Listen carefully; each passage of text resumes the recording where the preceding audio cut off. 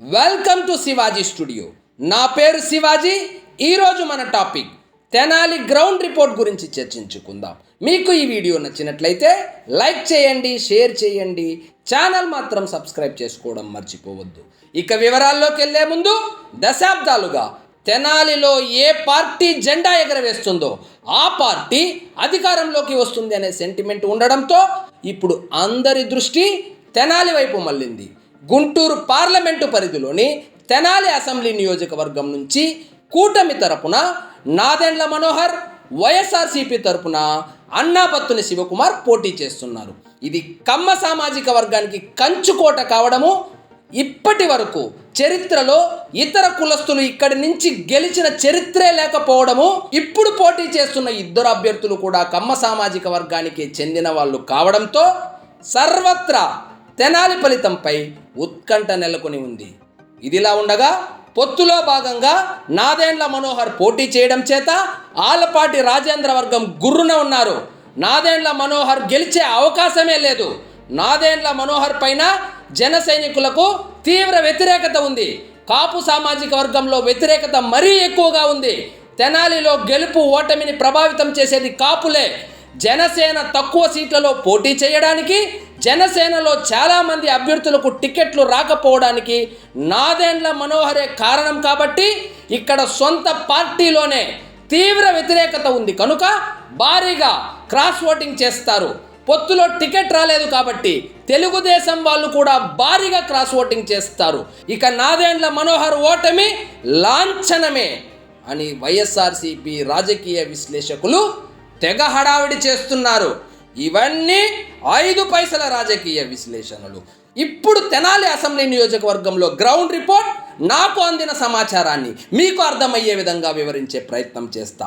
ఇక వివరాల్లోకి వెళ్తే, నాదెండ్ల మనోహర్ అనుకూల మరియు ప్రతికూల అంశాలు ఒక్కసారి చూద్దాం. సిట్టింగ్ ఎమ్మెల్యే పైన తీవ్ర వ్యతిరేకత నెలకొని ఉంది.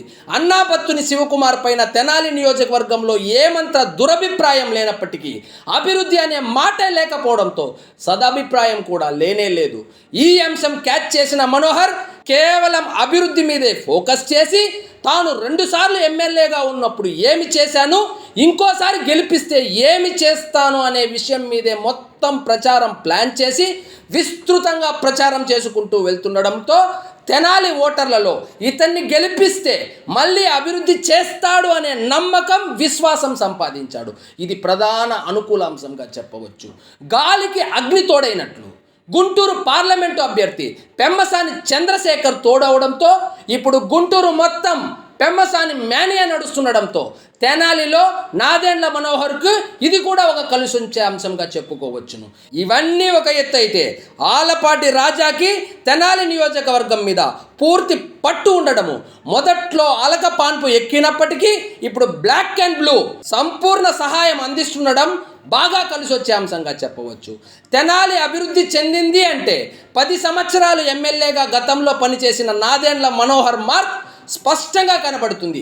ఇప్పటికీ తెనాలి నియోజకవర్గం పరిధిలో చాలా ఏరియాల్లో నాదెండ్ల వేసిపోయిన రోడ్లే తప్ప తరువాత రోడ్లు వేసినోడు కాదు కదా, కనీసం గుంతలకు కంకర కూడా వేసిన పాపాన పోలేదని గ్రౌండ్ లెవెల్లో చర్చించుకుంటున్నారు.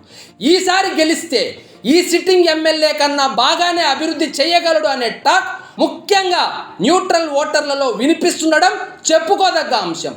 ఇక విజయానికి బాగా కలిసొచ్చే కుల సమీకరణాలు. తెనాలి అసెంబ్లీ పరిధిలో మొత్తం ఓటర్లు 2,70,000 కాగా ఇందులో అత్యధికంగా కాపులు దాదాపు 50,000 ఓటింగ్ కలిగి ప్రథమ స్థానంలో ఉన్నారు.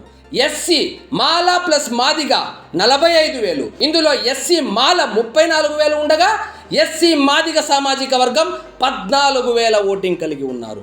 తరువాతి స్థానంలో యాదవులు 28,000, వైశ్యులు 27,000, కమ్మ సామాజిక వర్గం 27,000 ఓటింగ్తో దాదాపు సమానంగా తమ ఉనికిని చాటుకుంటున్నారు. ఇవే కాకుండా పద్మశాలీలు 18,000, రెడ్డి సామాజిక వర్గం 17,000 చెప్పుకోదగ్గ ఓటింగ్ కలిగి ఉన్నారు. ఇందులో కాపుల్లో అధిక భాగం నాదెండ్ల వైపు మొగ్గు చూపుతుండగా ఎస్సీల్లో అధిక భాగం అన్నాపత్తుని శివకుమార్ వైపు మొగ్గు చూపుతున్నారు. 2019లో వైఎస్ఆర్సీపీకి బ్రహ్మరథం పట్టిన బీసీలు ఈసారి నాదెండ్ల వైపు మొగ్గు చూపుతున్నట్లు మనకున్న సమాచారం. ఇక కమ్మ సామాజిక వర్గం విషయానికి వస్తే చంద్రబాబు అరెస్టు ముందు వరకు అన్నాబత్తుని శివకుమార్ కూడా కమ్మ సామాజిక వర్గం కావడం చేత కొంతవరకు వైఎస్ఆర్సీపీ వైపు మొగ్గు చూపినా అరెస్టు తరువాత వైఎస్ఆర్సీపీ మీద తీవ్ర వ్యతిరేకత కనబడుతుంది. చంద్రబాబు అరెస్ట్ ఇండైరెక్ట్గా తెనాలిలో నాదెండ్ల మనోహర్కు అనుకూలంగా మారింది. కమ్మ సామాజిక వర్గం ఉన్నది 27,000 ఓటింగ్ కావచ్చు, కానీ రాజకీయంగా వాళ్ళ ప్రభావం తెనాలి నియోజకవర్గంలో విపరీతంగా ఉంటుంది. 3 రాజధానుల అంశం కూడా ఈసారి తెనాలి రాజకీయాల్లో పెను సంచలనం సృష్టించబోతుంది. అమరావతి రాజధాని అన్నప్పుడు తెనాలి చుట్టుపక్కన ఉన్న రైతుల భూముల విలువ ఇప్పుడు భూముల విలువతో పోల్చుకుంటే ఎక్కడో పాతాళంలోకి పడిపోయింది. ఇంటి స్థలాలు 1/2 ఉన్న మధ్యతరగతి కుటుంబాలు అప్పట్లో ఎంత రేటు ఉండేది, ఇప్పుడు ఎంత రేటు అయ్యింది అని పోల్చుకుంటూ లబోదిబోం అంటున్నారు. ఈ రాజధాని ఎఫెక్ట్ తెనాలి నియోజకవర్గంలో అత్యధిక శాతం మిడిల్ క్లాస్ ఓటింగ్ ఉండడం చేత ఈ అంశం నాదెండ్ల మనోహర్కి బాగా కలిసి వచ్చే అంశంగా చెప్పుకోవచ్చు. ఇక పోల్ మేనేజ్మెంట్, వాస్తవానికి నాదెండ్ల మనోహర్ కొంచెం పిసినారి. పోల్ మేనేజ్మెంట్కు ఎన్నికలకు ఖర్చు అసలు పెట్టడు. మరోవైపు వైఎస్ఆర్సీపీ వాళ్ళు సల్లుతారు అనే టాక్ ఉండేది. కానీ ఇప్పుడు ఎంపీ అభ్యర్థి పెమ్మసాని కావడం, ఆలపాటి అలకవిడడంతో పోల్ మేనేజ్మెంట్ పూర్తిగా సెట్ అయింది అని చెప్పుకోవచ్చు. ఇక నాదెండ్ల మనోహర్ ప్రతికూల అంశానికి వస్తే అందుబాటులో ఉండడు లాంటి చిన్న చిన్న అంశాలే తప్ప పోలింగ్ని ప్రభావితం చేయగలిగే ప్రతికూల అంశాలైతే ఖచ్చితంగా కనబడడం లేదు. ఇన్ని అనుకూల అంశాల మధ్య నాదెండ్ల మనోహర్ కూటమి అభ్యర్థిగా జనసేన తరపున వైఎస్ఆర్సీపీ అభ్యర్థి అన్నాబత్తుని శివకుమార్తో వచ్చే ఎన్నికల్లో ఢీకొట్టనున్నారు. ఇప్పుడు వైఎస్ఆర్సీపీ అనుకూల ప్రతికూల అంశాలు విషయానికి వస్తే సంక్షేమ పథకాలు అనే ఏకైక అనుకూల అంశము మరియు వైఎస్ఆర్సీపీ అనుకూల కులాల్లో ఉన్న మద్దతు తప్ప తెనాలి నియోజకవర్గంలో వైఎస్ఆర్సీపీకి అనుకూల అంశాలు ఏమీ కనబడడం లేదు.